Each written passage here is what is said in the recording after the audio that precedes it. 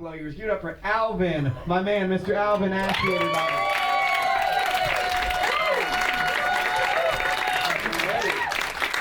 What's up, everybody? How y'all doing?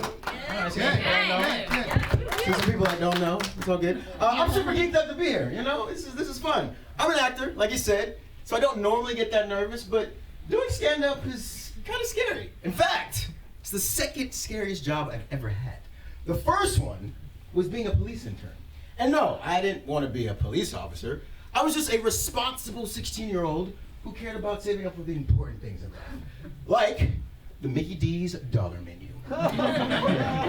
So I signed up, and about a week later, I went through the whole process. I was working. The entire process was kind of like the first time you snuck a beer growing up. You were all giddy about trying it, and then you finally tasted it, and immediately you were disappointed. So anyhow, a week later, I get there super early. I'm all excited. I get outside the door. I overhear my boss is talking, right? Listen, he is the hero the city deserves. He is the one who can connect to the urban youth. He can bridge our worlds together. Well, but Captain, he's so young. Just get him in the suit. Now, look, you gotta understand, I was a teenager, I was, I played my fair share of video games. I was in marching band, and the only gun I'd ever owned was a super soaker. So, some would say I was a nerd, all right? So I was all excited to get into this suit, until I got the suit. The McGruff, the crime dog suit. But they really kind of took me everywhere in that thing. I mean, seriously, they took me everywhere in that thing. Family events, McGruff, elementary schools, McGruff, funerals, McGruff. It was rough, I'm telling you. But it wasn't all that bad. I had my fair share of tricks, One of them was speaking, for example, until they stopped letting me speak because I got the lines wrong. One time, they let me surprise this group of stoners. I busted and I'm like, freeze! Chosen police!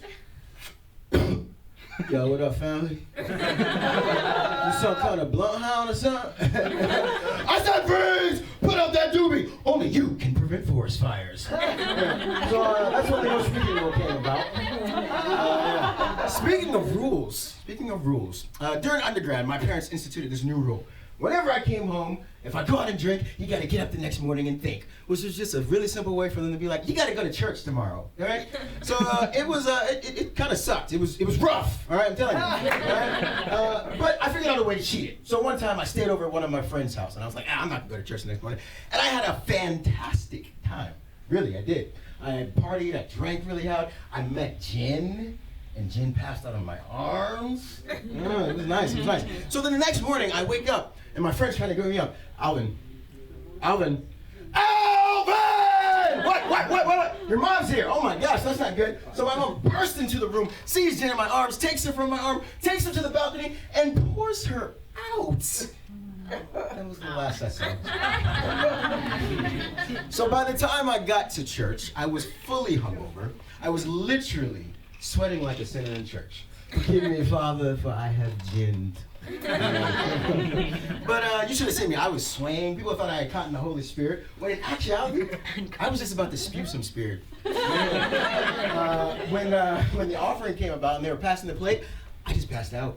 And finally, at the end of the service, when everyone was giving peace, I just peaced out.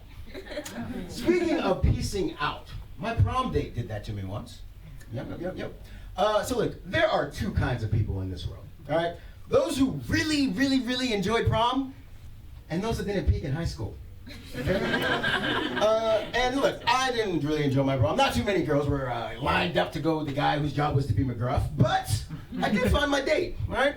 I had to drive 55 miles out of town, walk a dirt path for 2 miles. It was uphill both ways, but I finally got my date. And then I climbed down that ladder and I ate my date. Say what you want, but my date was fresh. All right. So anyhow, in all seriousness, I did get a date. A girl finally agreed to come with me because she was getting a free corsage, free dinner, and $500 cash. I'm just kidding about the corsage. So anyhow, we roll up to the restaurant, like all prom days. We went to a super fancy restaurant. So we get the Red Lobster, we come inside, at the table. The waiter comes up, she's like, well, aren't y'all a cute couple. We just friends. That was my colleague across the table who said that. So as you can imagine, the rest of the date went horribly. I mean, seriously, it went terribly. She started ordering all these different types of chicken tenders, to which I was like, I didn't even know you could get chicken tenders from Red Lobster. The whole time I just was like, wow, y'all really seafood differently here, you know? Yeah. But that wasn't the worst part. The worst part came was when she answers the phone, answers it, talks to this guy, leaves, and is like, I'll see you at the prom. So then she gets out and goes. So as I'm coming back to my table and I'm looking over my bill, I start to get upset. But I wasn't upset that my date had left me. What upset me the most was that in order to pay for this meal, I was gonna have to be McGruff for the entire summer. My life was rough, okay? I mean, all summer I'd be approaching stoners and cuffs, and as a high school nerd, I ain't that tough. I'm sorry about the rhymes, I'll cut the fluff. Psych! I just called your bluff, and I'm gonna keep on rhyming until you had enough, or I run out of stuff, but I got rhymes from a time that's still hard to define when the Mickey D's dollar menu stayed on my mind, getting disciplined when I stepped out of line. I was McGruff. I took a bite out of crime, and for the last time, I'm here to inspire. Remember, only you can prevent forest fire.